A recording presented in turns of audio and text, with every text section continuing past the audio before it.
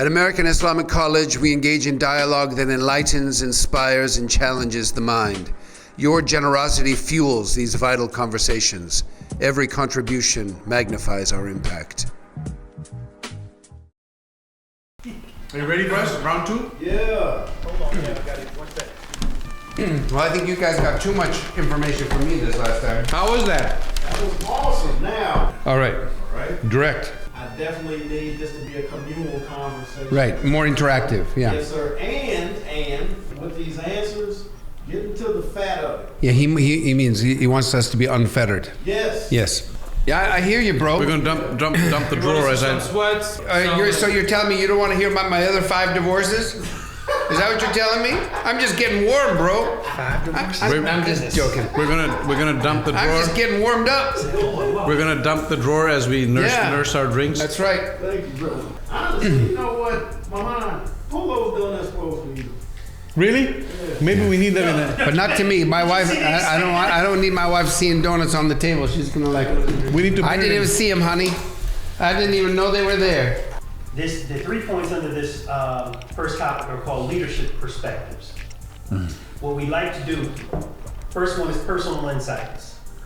So the question is, and if it's okay with you, Mahan, we'd like to start with you, and then we can bounce back to Timothy because it's a two-person question. Because if we start with Timothy, we will never get to me. That's right. Yeah. So- I still got 5 more divorces to talk about. All right. So Dr. Mahan, what inspired you, and then later we'll hear from Dr. Timothy as well, but what inspired you to take on a leadership role at AIC? And what excites you most about the college's future? What inspired me to take on a leadership role at AIC? Or who? Well, I suppose the big questions, right? What is this all for? And if you can answer that question to some degree of personal satisfaction, then it doesn't matter if you have a leadership role or any kind of role that contributes to an end that is meaningful and that you can attach yourself to. So what is it? For a What higher is it all purpose. for, Dr. Mahan? I don't want to be trite, but really, it's in the end, it's all for the glory of God. And I have to be careful when I express that because I don't want to give any false pretense about my own devotion. I'm personally not. I would say I'm not very devout, but my sense of obligation operates in different ways through duty. And so I've always thought about what is it that I have to do, what must be done, and that's what I attach myself to. And so, why did I get this PhD? You'd have to hear like a 50-minute life story of mine to get an answer to that. But what did I do it for? Is it for just a sense of this is what floats my boat? Like some people like to fix motorcycles, some people like to sail, and I just like to read and write. Like, what is it then that's different? It's just another thing that I'm doing. Is there a higher purpose?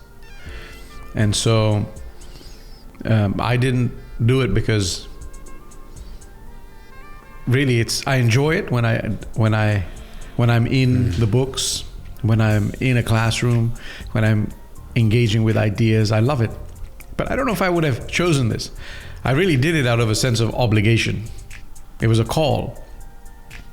And it was a call. I was attached to a particular expression of Islam which articulated a need for highly intellectual movement for the sake of an Islamic revival. That's what I participated in. And so that's what drove me into a PhD. That sense of obligation. It wasn't I want this career, I want this tenure track job, I want to move up the ladder of academic rank. It was purpose. And very, very early on, after I left my doctoral program. I was an assistant professor. I was pretty nice at Notre Dame, pretty nice, nicely positioned, and I left. And it was another one of those, you're crazy in the rational plane. That's just not what you do, because those are not positions that are easily acquired.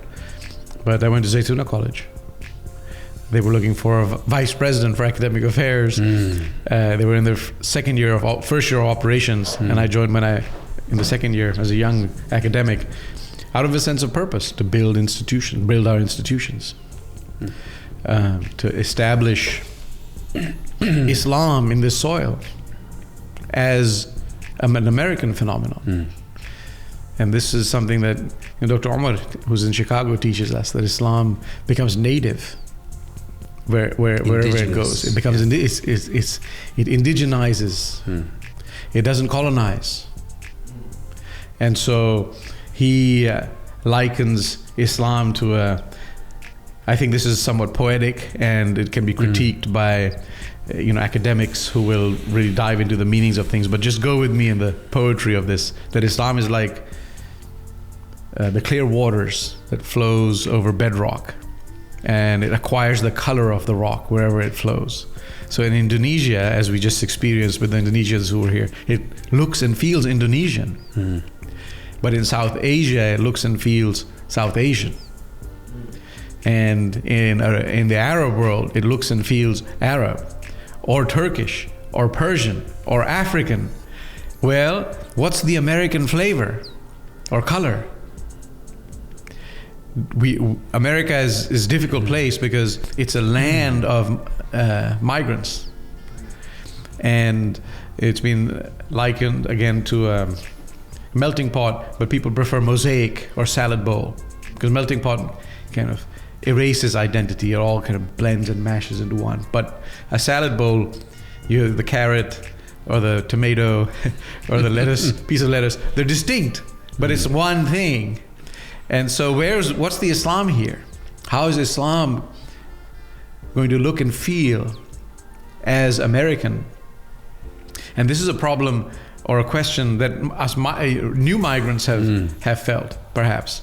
And I think because of the relationship of America and the West to the Muslim world, contemporary geopolitics, even Muslims who have been here for centuries have felt this.